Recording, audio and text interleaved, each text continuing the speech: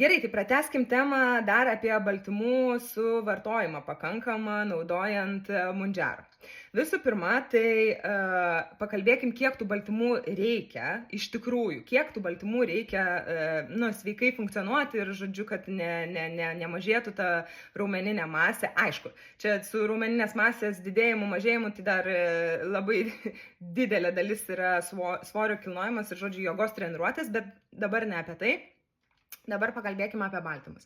Aš manau, tas toksai, ta nėra nuomonė mano iš dangaus traukta, kiek aš domėjusis esu, kiek kokių ten podcastų klausius ar kažko tai skaičius, aš susidariau tokią nuomonę, kad tikrai nėra būtina valgyti ten po 2 gramus kilogramui kūno svorio baltymų, nes aš buvau ten, aš valgiau tiek tų baltymų, aš valgiau baltymus baltymais užsikasdama. Nieko gero iš to irgi nebuvo. Ta prasme, psichologiškai tai nėra gerai. Nėra sveika visi tie kraštutinumai. Taip, aš suprantu, kai tu ten esi superatletas, ar ten, žinai, kultūrizmo varžybom ruošiesi, ar ten fitneso, viskas yra gerai. Bet šnekam apie paprastus, elementarius gyvenimus, kur tu truputį sportuoji ir žodžiu, nori tiesiog subalansuotą sveiką mitybą palaikyti.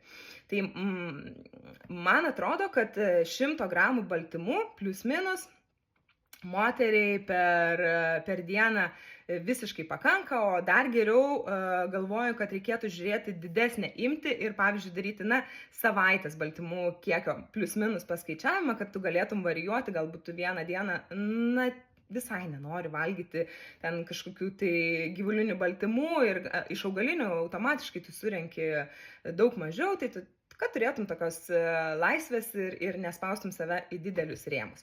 Bet tas 100 gramų baltymų, tai žinot, ne 100 gramų vištienos krūtinėlės, 100 gramų baltymų yra tikrai sunku surinkti, ypač naudojant mundžero, kada tavo porcijos tikrai yra mažesnės.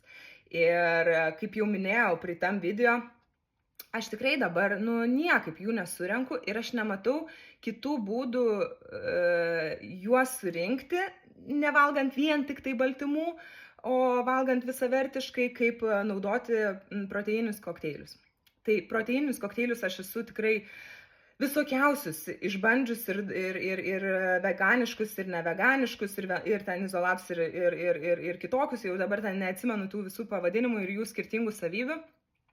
Bet žodžiu, problema ta, kad niekaip netrandu tokių, kurie būtų man skanus. Ir skanus vieni gerti, nes galima ten tų be skonio įsidėti į kažkokį kitą kokteilį, bet čia gaunasi labai sotumas didžiulis, o čia reikia baltymų, bet nereikia to sotumo didinti. Tai va galvoju, gal jūs patartumėt, gal esat išbandę kažkokius labai fainus, kurie tikrai yra ir skanus, ir tekstūra maloni, ir ne per daug tie tokie saldikliai, kur jauti labai tą feikinį skonį. Žodžiu, pasidalinkit savo patarimais, nes tikrai ir grįšiu sportuoti, nes mažiausiai, ką šitoj kelioniai noriu patirti, tai raumenų masės nukritimą.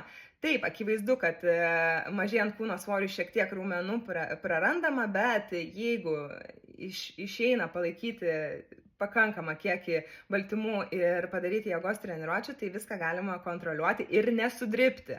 Žodžiu, pasidalinkit savo patirtim ir tikrai labai lauksiu pačių geriausių baltymų miltelių rekomendacijos.